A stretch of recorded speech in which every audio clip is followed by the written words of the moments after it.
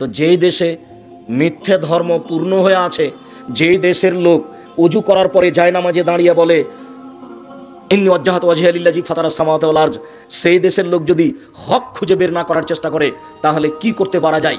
ইসলাম Saudi আরব থেকে বের হয়ে ইরাকে ঢুকেছে, ইরাক থেকে বের হয়ে ইরানে ঢুকেছে, ইরান থেকে বের হয়ে পাক ভারতে এসেছে। যারা নিয়ে এসেছে তারা চিশতি তরিকাপন্থী, তারা এদেশে রাজত্ব করেছে, তাদের নাম মোগল। তারা ক্ষমতা খাটিয়েছে এদেশে 750 বছরে, একদিন নয় 2 দিন নয়। তারা চলে গেলে এদেশে ক্ষমতা খাটিয়েছে ইংরেজ 190 বছর। তারা চলে গেলে এদেশে ক্ষমতা খাটিয়েছে যারা ছিল শিয়া। তারপরে আপনি এদেশে সঠিক পাবেন কি করে? সঠিক পাওয়া বড় কঠিন। এরপরে আমরা দিন রাত আপনাদের সামনে বলতে থাকলাম যে একটু সঠিক খিদমত কবুল করেন, তারপর আপনাকে খারাপ লাগে। কিছুদিন আগে কোরআন মাজিদ খুললে দেখা যেত তাবিজের নকশা দেখা যেত না? অথচ নেহায়াত নাই নকশাগুলো করা আছে অক্ষরের মানে। 786তে যদি বিসমিল্লাহ চলে, 786তে যদি বিসমিল্লাহ চলে তাহলে আপনি বলবেন আল্লাহু আকবার, তারপরে বলবেন 786, তারপর আলহামদুলিল্লাহ রাব্বিল আলামিন। তাহলে হবে এইভাবে ধর্ম মানুষে চালাচ্ছে। আর আপনাকে আমি দিন রাত দেখাচ্ছি, দেখেন কোরআনের গায়ে মিথ্যা দোয়া লেখা আছে, গোটা এক পাতা কোরআন তেলাওয়াত খতমের দোয়া। আমি বলেছি আজ 30 বছর থেকে বলছি, 1-2 দিন থেকে নয়। যদি আর একটা বাক্য সত্য হয়ে যায় আমি জাতির সামনে কথা বলবো না, অথচ কোরআনের গায়ে লেখা আছে। তাহলে যে দেশে এই অবস্থা, সে দেশের মানুষ যদি একটু সঠিক চিন্তা ভাবনা না করে তাহলে আমরা জাতির কিভাবে উপকার করতে পারি? যার কারণে আমি আপনাদেরকে মাসিক আল ইতেশাম পত্রিকা পড়ার জন্য এইভাবে অনুরোধ করি যে যেখানে আছেন। এমনকি আজকে এই ছেলেটার নাম কি জানো? আমাকে বললো সবুজ নামে একটা ছেলে, এই গ্রামেরই ছেলে মনে হয় সেটা। আপনারা আপনাদের এলাকার সাথে যোগ দিয়ে বা এই গ্রামের এই ছেলে সবুজ ছেলেটার সাথে যোগ দিয়ে আপনি একটা পত্রিকা নেবেন, কোটি টাকা লাগবে না, 1 বছরের টাকা আপনি টাকা দিয়ে পাঠাবেন, দেখবেন কোনো খরচ হয়নি, পোস্টমাস্টার আপনাকে দিয়ে আসবে। 50টা প্রশ্নের উত্তর আছে, যে প্রশ্নগুলি মুফতিরা লিখেছেন, তারপরে সব মুফতি বসে বোর্ড করে ওই ফতোয়া পাস হয়েছে, তারপরে লেখা হয়েছে, পত্রিকায় ছেপে এসেছে। কত ব্যবস্থাপনা আছে ব্যয়বহুল খরচের, আপনি কেন মূল্যায়ন করবেন না? সম্মানিত দিনী ভাই বোন, আপনাকে দোয়া মুখস্থ করতে হবে। এখন আপনি এইভাবে বসে পড়লেন আত্তাহিয়াত, তারপরে পড়লেন দুরুদ, তারপরে পড়লেন দুআয়ে মাসুরা, তারপরে আমার একটা পরামর্শ আছে, বলেন তো সেটা কি? রব্বিরহামহুমা কামা রাব্বায়ানি সাগীরা, জাযাকুমুল্লাহ খায়র, বারাকাল্লাহ, হাইয়াকাল্লাহ, মাশাআল্লাহ। এটা বলবেন না কোনো সময়। বাপ মা তো লালন পালন করেছে অনেক, বাপ মা কেমন করে লালন পালন করেছে। এখন নিজের বাচ্চাটাকে বুঝতে পারছেন, নিজের বাচ্চাটা একটু কাঁদলে লাফ দিয়ে উঠে যে কোলে নিয়ে চুমা খান, তাহলে বুঝতে হবে যে আমাকেও এরকমই করা হয়েছে। আর কত অসহায় আপনার বাচ্চাটা, পেশাব করলে কিছু করতে পারে না, পায়খানা করলে কিছু করতে পারে না, সব করা লাগে আপনাকে আর আপনার স্ত্রীকে।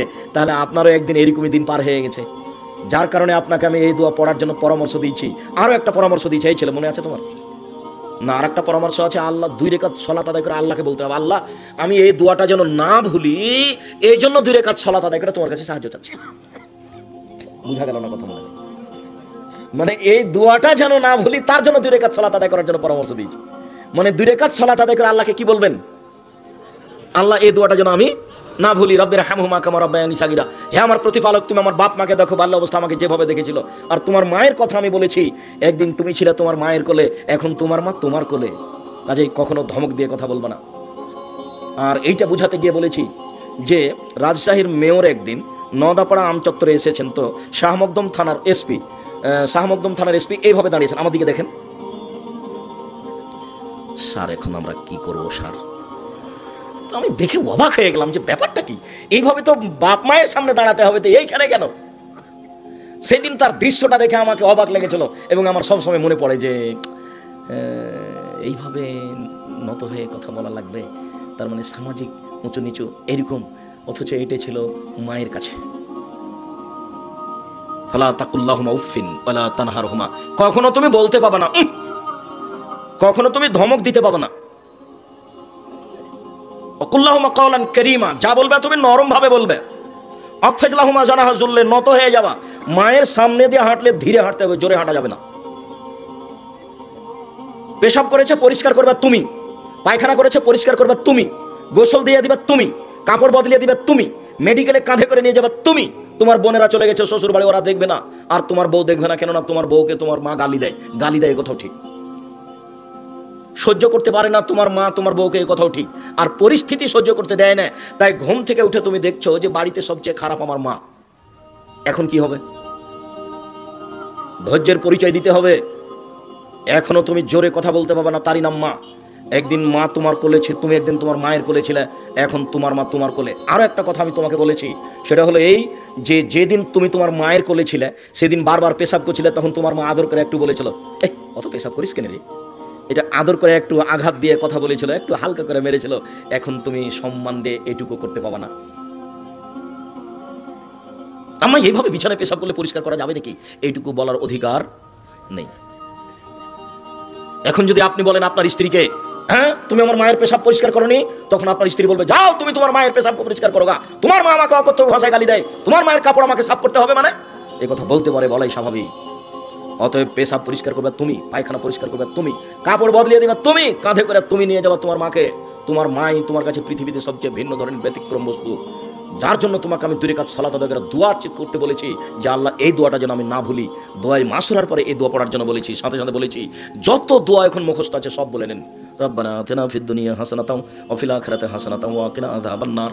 তাহলে ইহকালের কল্যাণ, পরকালের কল্যাণ। আর প্রত্যেকটা মানুষ বিপদে থাকতে পারে, আল্লাহ বলছেন দোয়া ইউনুস কেউ যদি বিপদে পড়ে বলে, যে কোনো বিপদে পড়ে বললে আমি আল্লাহ তাকে উদ্ধার করে দেব। বলেন তো দোয়া ইউনুস কি? লা ইলাহা ইল্লা আনতা সুবহানাকা ইন্নী কুনতু মিনাজ জালিমিন।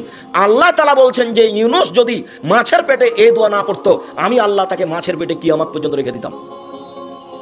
এলা ইয়াউমা ইউবাসুন, বিচারের দিন পর্যন্ত আমি তাকে মাছের পেটে রেখে দিতাম। কিন্তু ইউনুস যখন এই দোয়া পড়তে লাগলো, তখন আমি তাকে বাঁচিয়ে দিলাম, মাছের পেট থেকে বের করে দিলাম। মুহাম্মদ সাল্লাল্লাহু আলাইহি সাল্লাম বলেন পৃথিবীতে কোনো বিপদে পড়ে মানুষ, যে কোনো বিপদে পড়ে মানুষ যদি দোয়া ইউনুস পড়ে, আল্লাহ তাকে সে বিপদ থেকে উদ্ধার করে দিবেন। ফি শাইইন, যে কোনো বিপদে সম্মানিত দিনী ভাই বোন, অতএব সালাম ফেরার পূর্বে অনেক দোয়ার সাথে এই দোয়াটা পড়ে নেবেন, লা ইলাহা ইল্লা আনতা সুবহানাকা ইন্নী কুনতু মিনাজ জালিমিন।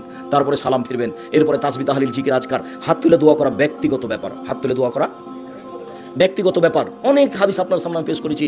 ইব্রাহিম আলাইহিস সালাম তার স্ত্রী পরিবারের জন্য হাত তুলে দোয়া করলেন, আল্লাহ রাসূল কবরস্থানে গিয়ে হাত তুলে দোয়া করলেন তিনবার। কত বিবরণ আপনার সামনে পেশ করলাম। আয়েশা রাদিয়াল্লাহু তাআলা ঘুম থেকে উঠে দেখছেন আল্লাহ নবী বিছানায় নেই, কি ব্যাপার, কোথায় গেলেন? ওই যে বাকিউল গারকাতে তিনি একবার হাত তুলে দোয়া করলেন, দুইবার হাত তুলে দোয়া করলেন, তিনবার হাত তুলে দোয়া করলেন। তারপর তিনি আসতে লাগলেন, আমিও ঘুরে হাঁটতে লাগলাম, তিনি জোরে হাঁটলেন, আমিও জোরে হাঁটলাম, তিনি দৌড়ালেন, আমিও দৌড়ালাম, আমি আগে বিছানায় চলে আসলাম। এবার তিনি বিছানার পাশে এসে বলছেন, কি খবর আয়েশা, তোমার মোটা শ্বাস কেন? আমি এখন বললাম আমি যদি মিথ্যা কথা বলি তাহলে জিবরাইল বলে দিবে যে আমি মিথ্যা কথা বললাম, তা আমি তো আর মিথ্যা বলতে পারলাম না। আমি তখন বললাম, দেখেন আমি আসলে ঘুম থেকে উঠে আপনি দেখছিলাম যে আপনি কোথায় গেলেন, অন্য কোনো স্ত্রীর কাছে চলে গেলেন নাকি, সেটা আমি দেখছিলাম। তো দেখলাম যে আপনি কবরস্থানে গিয়ে হাত তুলে দোয়া করলেন। কবরস্থানে গিয়ে হাত তুলে দোয়া করতে হয়, সবাই মিলে হাত তুলে দোয়া করলে তো বেদাত হবে। আমার চাচাকে আমি দেখেছি জুমার দিন সবাই মিলে যেত, কবরের চতুর্দিকে দাঁড়াতো, একটু ফাঁকা থাকতো, ওই জায়গা ফাঁকা রেখেছো কোনো, ওখানে দাঁড়াও একজন, ওখানে দাঁড়াও।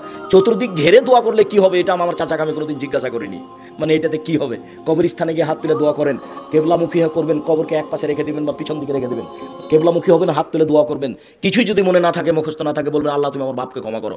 আর যদি কিছু মুখস্থ থাকে তাহলে বলবেন, অন্যথায় ওই দোয়াটা বলবেন যেটা জানাজার জন্য বলা হয়, আল্লাহুম্মা গফিরলাহু ওয়ারহামহু ওয়াফি ওয়াফু আনহু ওয়াকরিম নুজুলাহু ওয়াসসিমাদ খালাহু ওয়াগসিলহু বিল মাই ওয়াসসালজাল বারাদ, শেষ পর্যন্ত। কিছুই জানা না থাকলে বলবেন আল্লাহ তুমি আমার বাপকে ক্ষমা করো। সম্মানিত দিনী ভাই